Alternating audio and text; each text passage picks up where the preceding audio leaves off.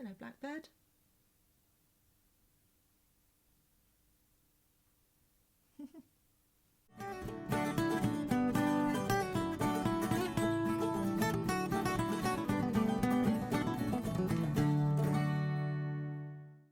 Hello, welcome to part 2 of the Get to Know Me Q&A videos. If you haven't seen part 1, that's up on the channel already, so you can head over there after this one. Don't need to watch them in order. And watch that one if you fancy. I've got a few more questions to answer. I think I was about halfway through at the end of the last one, so let's just get into it. So question 13 comes from Deb Resells on Instagram. She asks, is there any item, even though it's profitable, that you wouldn't sell? So if you've seen my secondhand haul video, I explained about the reasons why I would still sell secondhand leather, even though I'm vegan. I don't want to wear it, but I would sell it. So I explained the reasons why in that video. I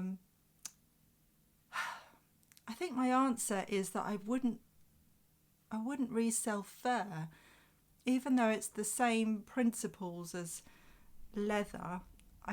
Something just makes me feel uncomfortable about buying and selling fur. So I couldn't sell real fur. Another reseller bought some of the old-fashioned 1950s stoles that still have like animal bits on them, like a head and feet and all that kind of stuff. And I have really strong memories of being small and like going through my great-grandmother's closet, and she had one of those. I remember just being so like, oh my God, what is this? Why is there a dead animal in your closet? It was just so disgusting. And I couldn't look in there anymore. It was always just staring at me every time I opened the cupboard. So rummaging for dress up things kind of stopped after that, because I just couldn't look at this awful thing. And I can't even get my head around why somebody would want to wear this. You know, even if you're not a vegetarian or vegan, why would you want to wear like a dead animal around your neck? I can't fathom it. But that would be something that I couldn't touch. And along those same lines, I can't buy taxidermy either. It turns my stomach. I just can't even think about it. So anything like that, like real fur or dead animals that you would wear, I just no, can't touch that. So Discot on Instagram asks, do you prefer sourcing from charity shops or boot sales? Kind of neither. The place that I really, really enjoy sourcing from, my number one place to source from, is jumble trails or jumble sales. I just love a jumble trail. I love the feeling of the treasure hunt and going out and finding the houses and then not knowing what you're going to find when you get there. It's not the most efficient way to source because it takes up an entire day, but at the same time it's really, really good fun and I love doing it. So if you're short of time or you just need to source quickly in a couple of hours, that's not the kind of place for you to source at all. But if you fancy a day out and you fancy the joy of the treasure hunt and you just want to go out and have a fun day, then a jumble trail is the perfect place. But I also love jumble sales because I love the fact that things are so cheap, and again, you never know what you're going to find. You generally find a lot of vintage at jumble sales. And I just love the whole vibe of a jumble sale. But out of boot sales and charity shops, probably boot sales, again, because there are so many different stalls and you just don't know what you're going to find. You generally come home with so much more when you've been to a boot sale than you do when you go to a charity shop. Also, boot sales are lower prices for the most part. So out of those two, a boot sale, but it's not my favourite place to source. Okay, question 15. Now, I know I'm going to pronounce your username wrong, so I'm really sorry about this, but I'm going to give it a go. This is Darshinij, and I'm very, very sorry if I've pronounced that wrong. But on Instagram, she asks, how much do you make a month? And then followed it up with, don't answer if this is too personal. It is a personal question, and it's one that we generally don't answer. The reasons why is not really because we don't want to give away how much we make a month, but because it's not relevant. The joy of being a reseller is that you can tailor it to your lifestyle. You can tailor it to your needs and your own financial needs. For us, we're in a really good position in that we have paid off our mortgage in full. So the main outgoings that we have are utilities and food. And as long as we can cover that and be comfortable, then that's all we need. So we're at a point in our career, in our lives, where we don't need to make a huge amount of money, and we don't have a desire to make a huge amount of money. We just want to live comfortably. Because reselling is so flexible, if we have a particular financial goal, or there is something that we need to achieve, or we need money for a certain thing, then we can work harder and we can put more into making more money. But if we just want to live comfortably, we just kind of tick along with what we do, which is where we are now, really, covering our bills and having a bit to spare. We can afford to go on holidays, we can afford luxuries, we can afford to treat ourselves. We're in a really nice position. But if I told you how much I made a month, you'd probably go, whoa, I couldn't live off that. It really depends on your lifestyle. We're fairly frugal. We don't buy lots of expensive big things, and we save our money for things that we really want to do with them, like experiences, holidays, concerts. At the moment we're thinking about moving house, so we're saving for that as well. So you can make as much as you need, or you can just make enough to be comfortable, and that's the beauty of reselling. Okay, question 16 comes from Lindsay on Insta, and she says, what is the best thing about being self-employed? Do you stick to a schedule for working, or do you go with the flow? We go with the flow. We're not very organised. We never have been. We don't particularly have routines. We don't plan our days. We just see where the day is going to take us, or where the week is going to take us. And I think that's what answers the question of what's the best thing about being self-employed.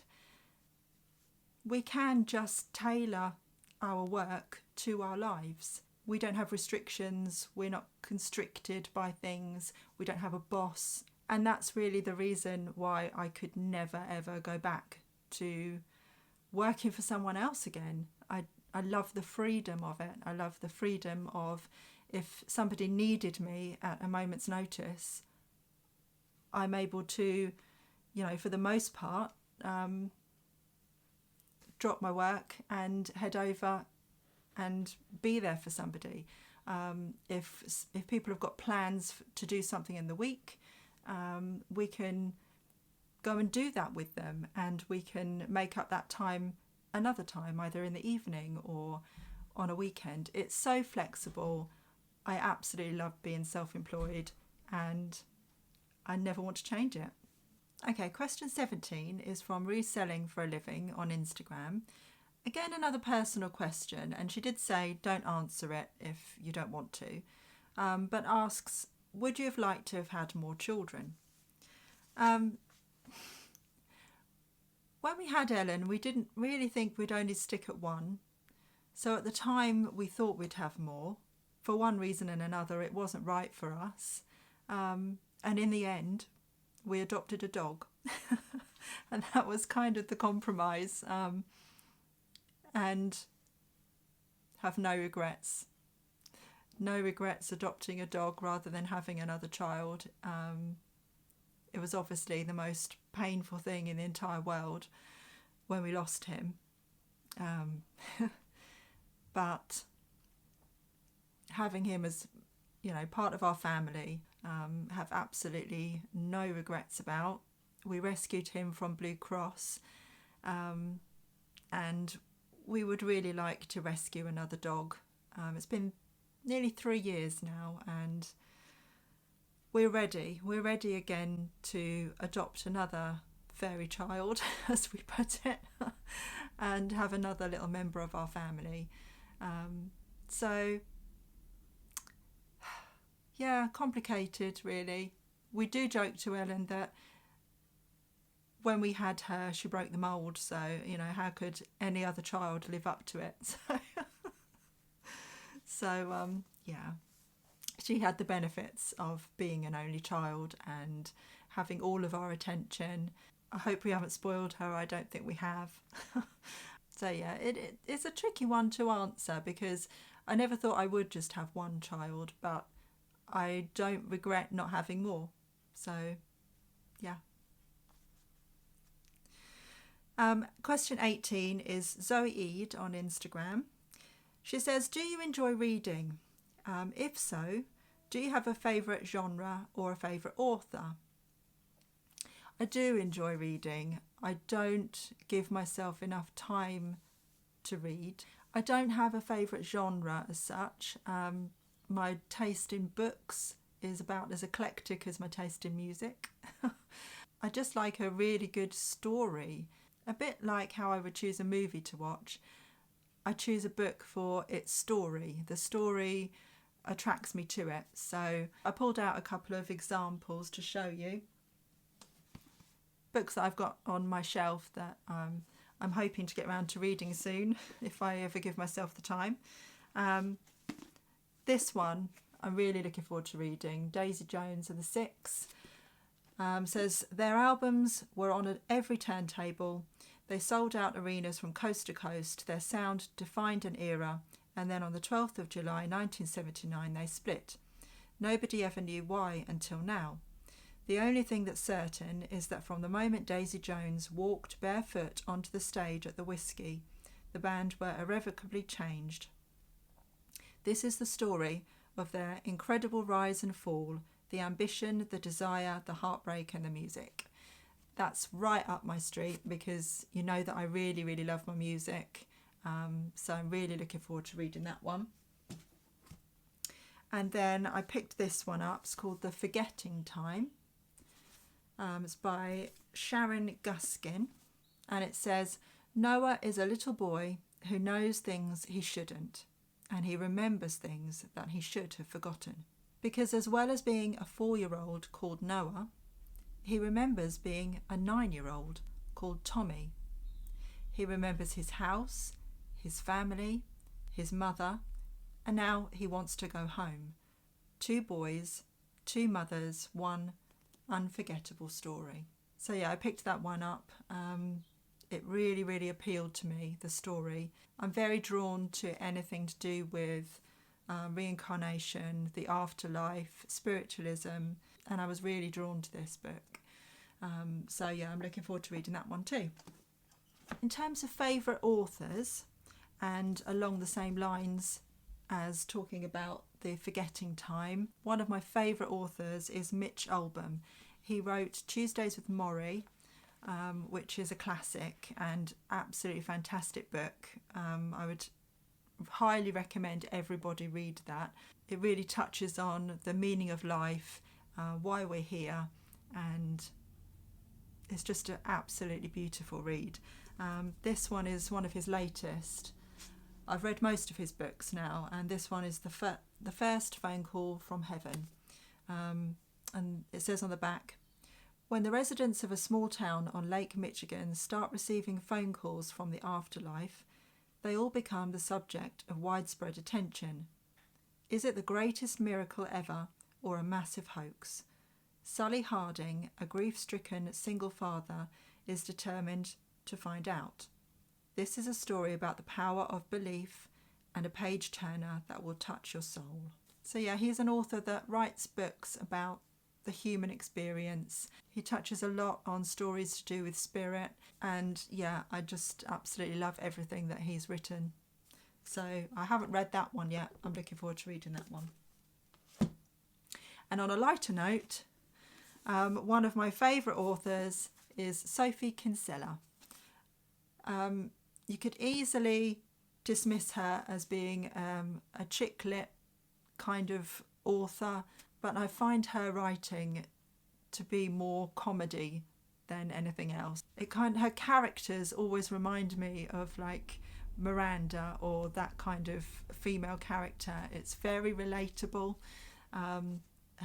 All her female leads are just hilarious because we've all experienced their clumsiness or their mistakes. All her female leads are flawed and they're all completely relatable as a woman. So yeah, I just love all of her books. They're great to take away on holiday with you.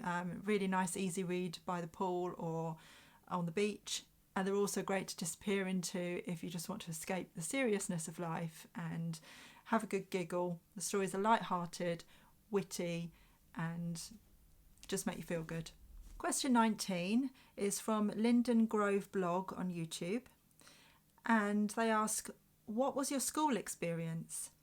Were you studious? Did you like school? Did you dislike school? And what were your favourite and least favourite subjects? Gosh, where do I start with that one? I wasn't the biggest fan of school, to be honest. The best thing about school was the friendships that I made. I had a really good group of friends that I'm still in touch with now. We met up a couple of years ago before the pandemic and had a really nice weekend away together. We met up after not seeing each other for years and just felt like we'd seen each other yesterday. So yeah, that was the best thing about school, was the bonds and the friendships that I made there. As for school as an institution, I really didn't enjoy it. I wasn't particularly studious. I really struggled with maths and science. I struggled so much with maths. I was determined I was going to do well in my GCSE, so I took extra classes for it and ended up with a B. But if you asked me anything about maths now, I couldn't tell you anything. It just doesn't stick in my head. But my favourite subjects were anything to do with art. I really enjoyed graphic and product design. That was probably my favourite lesson. Wasn't sporty either, so really hated those awful winter days where you're shivering in the middle of a field with barely anything on and hoping that this hour passes quickly because it's torture. Yeah, especially like cross-country running, although that was hilarious because I used to just run along for a little while with my friends and then we'd just walk fast the rest of the way and have a good gossip, so it wasn't all bad. But yeah, if I ever had the opportunity to go back to that and go back to school, no, I wouldn't choose to do it. I couldn't say really that I particularly enjoyed it, but I was pleased to have the friends that I had, and yeah, my social group was definitely the best thing about it. So question 20 comes from Claire McGinley on YouTube, and she asks, why did you call your shop Ollie and Molly? We used to have a second-hand children's clothes shop and we called it Ollie and Molly. And what was the first item you sold on eBay? There are lots of questions actually. Did you ever own any other stores? Would you consider opening a store yourself selling sustainable products? And what sustainable tips do you have? Okay, so I'll start with why did you call your shop Ollie and Molly? It was just because we played with lots of different ideas of names. We wanted something that would roll off the tongue, something that was memorable, something that's had a kind of a childlike ring to it as well. And Ollie and Molly just came up and we thought, yeah, that's good. Lots of customers used to get very confused and think I was called Molly and Nick was Ollie. But It wasn't the case. We didn't name it after anybody that we knew. It was just something that came to mind and it worked. What was the first item that we sold on eBay? I only know because Nick remembers that he sold, I think it was a computer game of his own. That was before we started making money on eBay. It was when we were just selling our own things and doing it on a hobbyist basis. I honestly don't remember the first thing that I personally ever sold on eBay. It's been a long time. It's been 20 years or so, so I can't remember.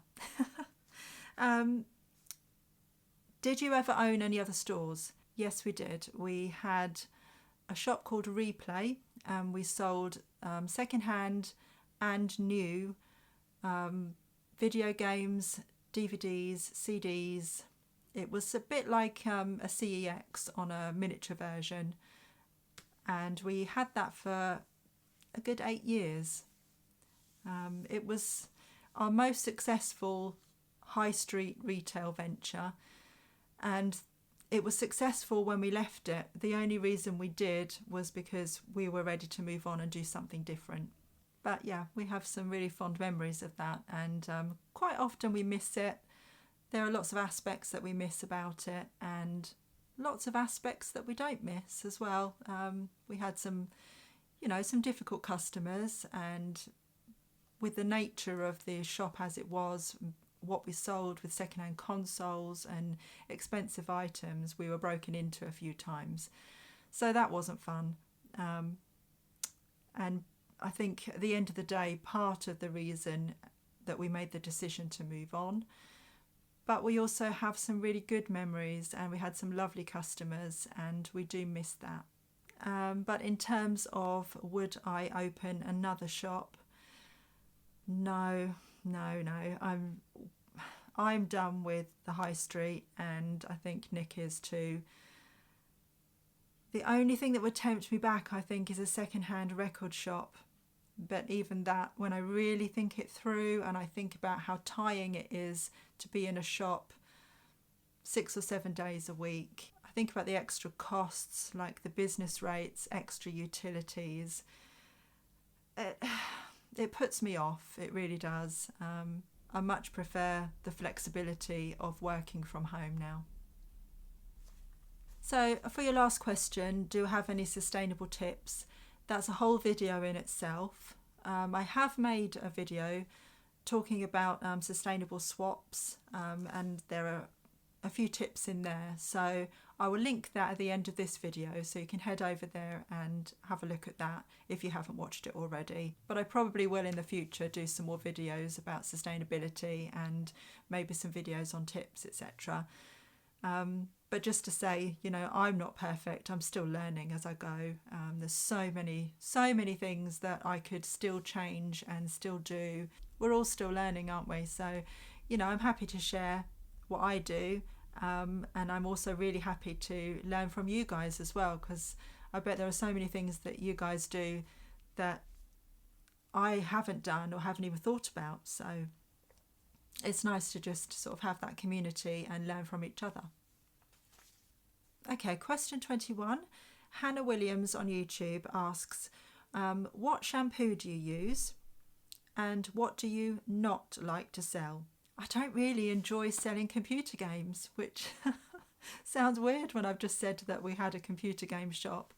But although I sold it, I had no interest in it at all. And Nick still really, really enjoys buying and selling that kind of stuff because it's something that really interests him, but my goodness, it bores me. So I don't enjoy that part of what we do in our business.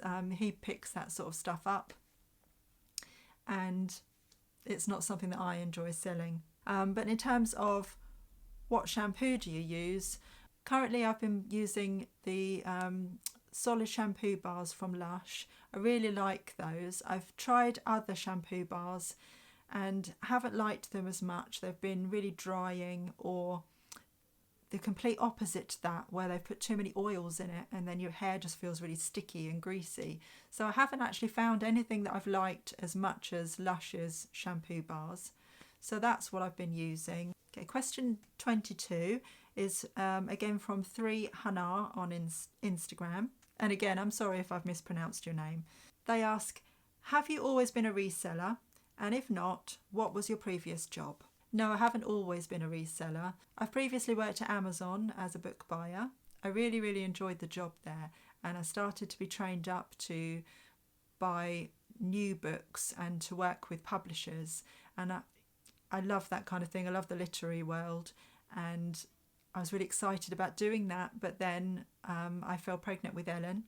But the job was in Slough, and the commute was a good couple of hours there and back every day. So I was spending 4 hours in total travelling, and that was on a good day. If there was bad traffic, it was, it could take ages. So it just really wasn't feasible for our lifestyle. Once we had Ellen, I just really didn't want to go back to that and spend most of my day commuting and hardly ever see her. So sadly, I had to give up that job, but I did enjoy the actual role. Previous to that, I worked in retail. I've worked for Our Price, then Virgin, because Our Price then was bought out by Virgin.